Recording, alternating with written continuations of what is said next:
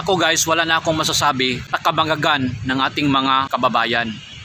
Kasi natutuwa pa sila, ninakawan yung kaban ng ating bayan, ninakawan ng ating mga mahihirap sa PCSO, sa confidential fund na laking violasyon ng ating president yan.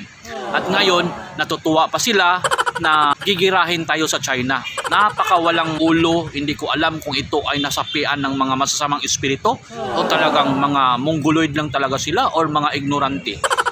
Dahil sa family asset, kaya tayo nag-implement ng gira sa China. Wala naman talagang territory na inagaw yung China dito. Dahil yan ang Spratly Island at saka Scarborough Shoal ay matagal na yung control ng China at meron ng silang sovereignty noong pang 1960. Kaya sabi ng China, stop this provoking trouble. Stop Bongbong Marcos quoting to provoke any trouble here in South China Sea. Pero hindi pa rin siya tumigil.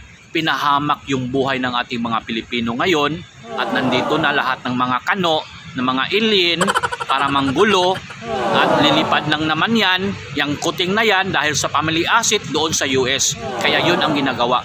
At meron tayong proof dyan, meron tayong evidence, pakinggan ninyo. At mongoloid pa rin kayo, tanga pa rin kayo, bangag pa rin kayo, o hindi natin alam kung kayo ay nasapian ng mga masasamang espiritu. Like dito sa mga nasapian din na mga masasamang espiritu ni Kibuloy, masama na lang kayo mamatay at natutuwa pa kayo.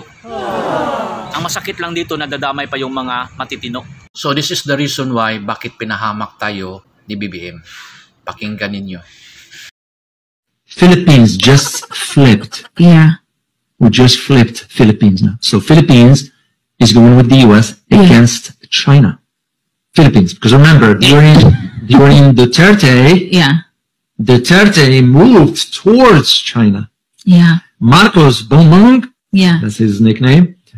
After his visit to the US, now he's being flipped. And I bet you this, during the visit, some arrangement has been made. Oh, sure. And you know what it's about?